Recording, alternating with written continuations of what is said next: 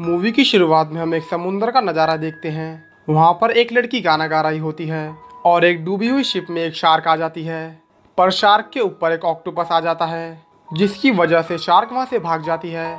इसके बाद सीन एक शिप में शिफ्ट होता है जो कि किसी दूसरे प्लेनेट के समुंदर से निकल रही होती है। उस शिप में ट्रेजिस होता है जो कि जल पुरुष जाति से होता है और उस जल पुरुष के राजा मिचियन का मैसेज आता है जो उसे कोई चीज ढूंढने को कहता है। असल में वो लोग जलपरी जाति की तलवार ढूंढ रहे होते हैं और इसके लिए वो हर जगह जाकर जलपरियों को ढूंढते हैं क्योंकि उन्हें पता है कि वो कहाँ है। फिर ट्रेजिस मिचियन को कहता है कि वो अर्थ की तरफ जा रहा है। इसके बाद सीन नोबिता पर आता है जो अपने घर से एक पायरट हैट और एक बैलून तलवार लेकर चला जाता है। जब वो वहाँ जा रहा होता है तो नोबिता की मॉम उसे बाजार जाने के लिए आवाज़ लगाती है, मगर वो कुछ नहीं सुनना चाहता। इसके बाद वो डोरेमोन को भेज देती हैं। ग्राउंड में सुनियो सबको अपनी पिक्चर्स दिखा रहा होता है जो उसे गोवा जाकर खिंचवानी होती हैं। जब नोबिता वहां पहुंचता है तो सुनियो उसे कोई पिक्चर नहीं दिखाता, जिसकी वजह से नोबिता बहुत चिढ़ जाता है। इसके बाद सब लोग उसका मजाक उड़ाने लगते हैं क्योंकि वो बैलून वाली तलवार लेकर आया था और जियान उसकी तलवार की भी हवा निकाल देता है। जिसके बाद सुनियो उन दोनों को अपने घर वीडियो दिखाने ले जाता है। नोबिता ग्राउंड में खड़ा रोने लगता है और उसकी आवाज़ डोरेमोन सुन लेता है जो कि वहाँ से गुजर रहा होता है। नोबिता डोरेमोन को कहता है कि वो भी डाइविंग करना चाहता है। ये सुनकर डोरेमोन ग्राउंड में एक पंप लगा देता है जिससे कि बहुत सारा पानी निकलने लगता है, मगर ये पानी सिर्फ और सिर्फ एक गिलासी लगाने से नजर आता है और महसूस होता है। इसके बाद वो दोनों ग्राउंड में जाकर फिश फूड लगा देते हैं और डोरेमोन एक पेपर को ग्राउंड में बिछा देता है जिसकी मदद से वो एक लोकेशन सेट कर देता है और एक और डिवाइस पानी में फेंक देता है जिसकी मदद से बहुत सारी फिश वहां से उनके शहर में आ जाएंगी। घर जाकर नोबिता देखता है कि पूरा घर और शहर पानी से भर गया और वो गलती से पंप का बटन दबा देता है, जिसके बाद सारा पानी वापस जाने लगता है, लेकिन डोरेमोन उसे बंद कर देता है। अब डोरेमोन और नोबिता पूरे शहर में घूमने लगते हैं जहाँ बहुत सारी फिश आ चुकी होती है। तभी नोबिता को लगता है कि उसने एक जलपरी को देखा है। इसके बाद वो लोग अपने डैड को देखने लगते हैं जिन्होंने बहुत ड्रिंक की होती है और वो सबको बता रहे होते हैं कि उन्होंने एक शार्क को देखा है, पर वो पुलिस वाला उस पर कोई यकीन नहीं करना चाहता। डोरेमोन और नोबिता शार्क को ढूंढने लगते हैं और तभी शार्क नोबिता के पीछे होती है। नोबिता उस शार्क से बच जाता है और डोरेमोन एक गैजेट शार्क के मुंह में फेंक देता है जो कि असल में एक म्यूजिकल डिवाइस होता है। उसकी वजह से वो शार्क रोने लगती है और बाकी सारी मछलियों को भी अपने साथ ले जाती है। फिर डोरेमोन उस शीट को हटा देता है और वो जलपरी एक पेड़ पर गिर जाती है। अगली सुबह नोबिता को पेड़ के नीचे एक मछली नजर आती है, पर जब डोरेमोन देखता है तो वो एक लड़की होती है। नोबिता उसे अपने घर में ले आता है और डोरेमोन के ट्रांसलेशन गैजेट के कारण वो उनकी लैंग्वेज बोलने लगती है। उसका नाम सोफिया होता है और वो जलपरियों की राजकुमारी होती है। फिर डोरेमोन और नोबिता उसको अपने साथ ग्राउंड में ले जाते हैं जहाँ सुनियो सबको बता रहा होता है कि कल रात उसने एक शार्क देखी थी, पर जियान उस पर कोई यकीन नहीं करता। फिर वो लोग सोफिया को देखते हैं और उन्हें सोफिया अच्छी लगने लगती है।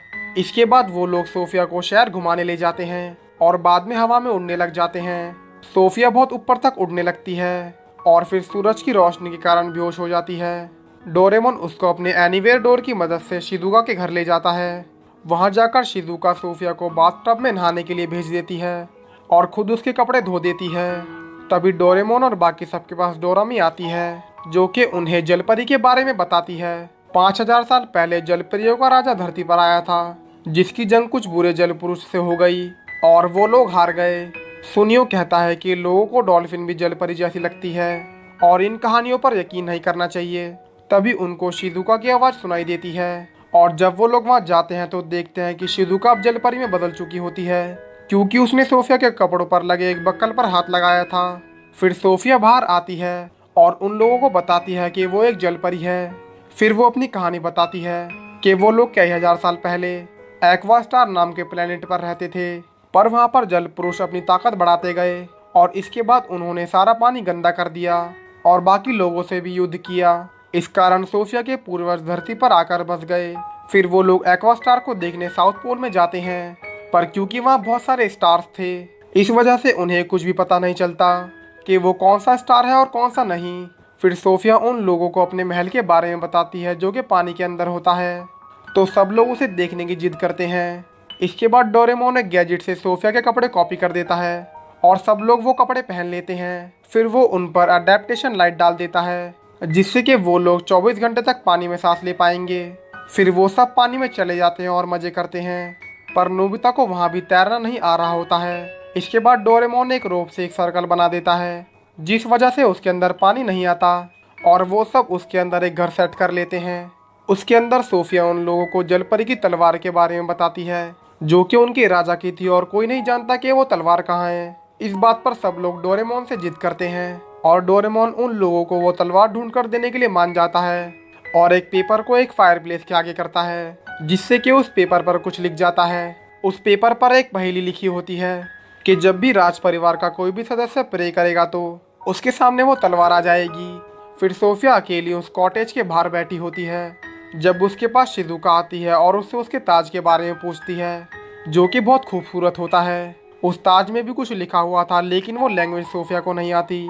सोफिया कुछ देर के लिए शिजुका को वो ताज पहनने को दे देती है, जिसके बाद शिजुका बहुत खुश हो जाती है। फिर वो लोग महल के लिए निकल जाते हैं, मगर रास्ते में उनके ऊपर कोई चीज़ हमला कर देती है, जो कि एक बहुत बड़ी ईल होती है। पर उस ट्रेजिस ने एक डिवाइस लगाया होता है, वो उन पर हमला कर देती है। बाकी सब तो एक केव में छुप जाते हैं, मगर अकेला नोबिता ही बाहर रह जाता है। डोरेमोन उसे बचाने जाता है, पर वो ईल उसको भी अपनी टेल मारकर गिरा देती है। इसके बाद वहाँ पर उन्हें बचाने कुछ शिप्स में लोग आते हैं, और एक पफर फिश जिसका नाम होरिबो होता है वो आता है, और वो इस ईल पर हमला कर देते हैं। जिसके बाद वो ईल वापस छोटी हो जाती है, क्योंकि उससे वो डिवाइस हट जाता है। शिजुका उनसे डर कर केव में ही रह जाती है, और हम देखते हैं कि सोफिया वहाँ से साइंटिस्ट मैगना से मिलने चली जाती है, और होरिबो बाकी सबको सोफिया को किडनैप करने के जुर्म में कैद कर लेता है। शिजुका जब केव से बाहर आती है तो ट्रेजिस के आदमी उसको राजकुमारी समझ लेते हैं, और उसको अपने साथ पकड़ कर ले जाते हैं। अगले सीन में हम देखते हैं कि होरिबो ने जियान, डोरेमोन, सुनियो और नोबिता को कैद किया होता है, और उसको मेगालोडॉन, जो कि बहुत बड़ी शार्क होती है, उसके सामने रखा होता है। तभी सोफिया ऐसा होता हुआ देख लेती है, जिसके बाद वो उन सबको बचाने के लिए आ जाते हैं। इससे पहले कि मेगालोडॉन उनको खाती, जियान गाना गाने लगता है, और वो मेगालोडॉन से डर कर भाग जाती है, और उसके गाने से सोफिया और होरिबो को भी बहुत तकलीफ होती है।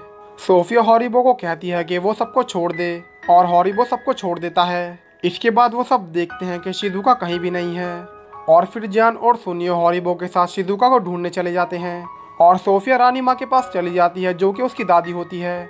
रानी माँ सोफिया को बहुत डांट रही होती है, क्योंकि वो बाहर घूम रही होती है, और इस राज्य की सारी जिम्मेदारी उस पर थी। उसी दौरान जियान, सुनियो और होरिबो को शिजुका कहीं भी नहीं मिल रही होती, और उनको वहाँ पर वो डिवाइस जो कि ईल के लगा हुआ था और काला टैल मिलता है। तभी हम शिजुका को देखते हैं, जिसे मिचिएन ने पकड़ा होता है, और वो उससे जलपरी की तलवार के बारे में पूछता है, पर शिजुका को कुछ नहीं पता होता, और वो उसको कहती है कि वो राजकुमारी नहीं है। पर मिचिएन उसकी एक नहीं सुनता और उसको टॉर्चर करता रहता है। वापस आकर सब लोग मैग्ना के पास खड़े होते हैं, और वहाँ पर उसका असिस्टेंट सकाना सबको डिवाइस और टैल की जांच कर बताता है कि जल पुरुष वापस आ गए हैं। जल पुरुष के पास मरमेड कवच था, और उसको अब मरमेड तलवार की ज़रूरत होती है, जिससे कि वो बहुत ताकतवर हो जाएगा। तभी वहाँ डोरामी भी आ जाती है, जो कि डोरेमोन की स्पेयर पॉकेट की मदद से वहाँ आ जाती है। इसके बाद उनको एक स्क्रीन पर मिचिएन नजर आता है, जो कि उनको कहता है कि शिजुका उनके पास है, और वो उसको बचाने के लिए जलपरी की तलवार लेकर आए। इसके बाद वो सब डर जाते हैं कि अब उनको क्या करना चाहिए, क्योंकि उनके पास कोई तलवार नहीं होती। तो सोफिया कहती है कि वो सबको बता देगी कि वो राजकुमारी है, जिसके बाद वो शिजुका को बचा लेगी। पर नोबिता को एक आइडिया आता है, और वो कहता है कि अगर वो लोग कोई नकली तलवार उन लोगों को दे दे जिससे शिजुका बच जाएगी, तो वो वही बैलून वाली तलवार निकालता है, जिसकी जियान ने हवा निकाल दी थी। फिर डोरा में एक डिवाइस में उसको डालकर एक बहुत खूबसूरत तलवार में बदल देती है। इसके बाद वो सब लोग मिलकर शिजुका को बचाने के लिए जा रहे होते हैं। तभी नोबिता, जियान और सुनियो की सांस रुकने लगती है, क्योंकि वो अडेप्टेशन लाइट का असर खत्म होने लगा था, और अब सिर्फ उनके पास 1 घंटा बाकी पड़ा था। डोरेमोन और डोरामी नोबिता और जियान सुनियो पर फिर से लाइट डालकर उनको बचा लेते हैं, पर अब शिजुका को बचाने के लिए उनके पास बहुत कम टाइम बचा था। इसके बाद वो लोग जल पुरुष की शिप के पास चले जाते हैं, जहाँ ट्रेजिस और उसके आदमी खड़े होते हैं। वो लोग शिजुका को एक बबल में डालकर उनके सामने ले आते हैं, और वो डोरेमोन और नोबिता से तलवार मांगते हैं, पर नोबिता और डोरेमोन शिजुका को पहले चाहते हैं। इसके बाद वो लोग उनको तलवार दिखा देते हैं। ट्रेजिस एक डिवाइस को भेजकर तलवार अपने पास ले आता है, और इसके बाद वो शिजुका को पानी में छोड़ देता है, पर शिजुका बेहोश हो चुकी होती है।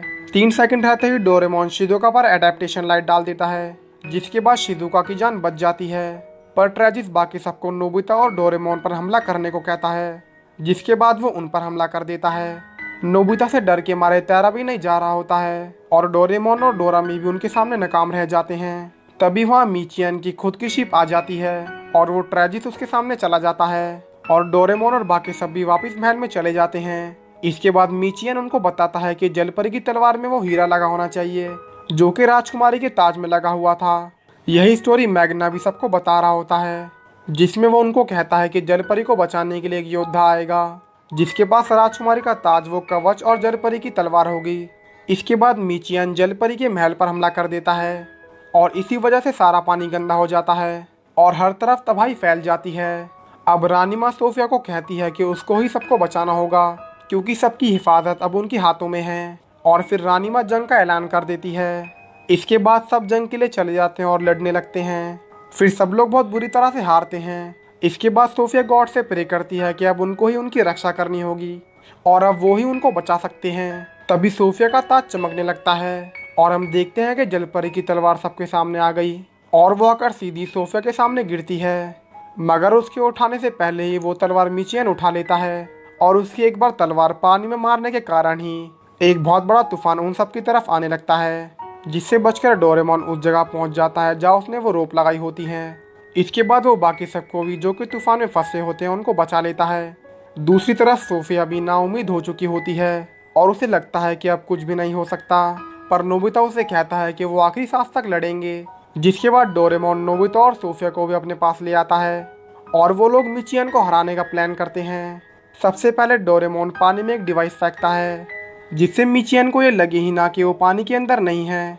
फिर डोरेमोन सर फर के मिचियन को चिढ़ाता है और सब लोग एक आइलैंड में चले जाते हैं। वहाँ वो लोग ग्लासेस लगा लेते हैं क्योंकि डोरेमोन ने पंप घर चलता हुआ ही छोड़ा था, इस कारण पूरी दुनिया में अभी भी पानी था। मिचियन समुंदर के ऊपर आकर उन पर तलवार मारता है पर उसका कोई असर नहीं होता क्योंकि ये पानी नकली था, ये तलवार सिर्फ असली पानी में काम कर सकती थी। इसके बाद मिचियन सोफिया से लड़ने आ जाता है और उसकी तलवार तोड़ देता है। फिर डोरेमोन एक लाइटनिंग थंडर तलवार से मिचियन के हाथ से वो तलवार पानी में फेंकवा देता है। इसके बाद डोरामी वो पंप वापस से सेट कर देती है और उसका बटन दबा देती है जिससे पानी वापस उसमें जाने लगता है। डोरेमोन और बाकी सब लोग पानी से ऊपर आ चुके होते हैं और अब पानी से बाहर आकर मिचियन कुछ कर नहीं सकता था। सोफिया के हाथ लगते ही जलपरी की तलवार का रंग बदल जाता है और बाकी सारा पानी फिर से बहुत ही ज़्यादा साफ और खूबसूरत हो जाता है।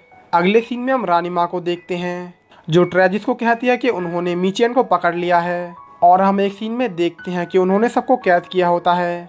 इसके बाद रानी माँ सब लोगों के सामने सोफिया को रानी बना देती है। तभी सबको याद आता है कि वो लोग 2 दिन से घर नहीं गए हैं और वो सब टाइम टनल की मदद से 2 दिन पहले चले जाते हैं और अब नोबिता वो पायरेट गेम की बजाय बेसबॉल खेल रहा होता है और ये मूवी यहीं ख़त्म हो जाती है। तो दोस्तों कैसी लगी आपको वीडियो कमेंट कर ज़रूर बताना। चैनल पर न्यू है तो इसे सब्सक्राइब करें, बेल आइकन दबाएं, वीडियो को लाइक करना मत भूलना और मुझे इंस्टाग्राम पर भी फॉलो कर लेना। मिलते हैं आपसे नेक्स्ट वीडियो में।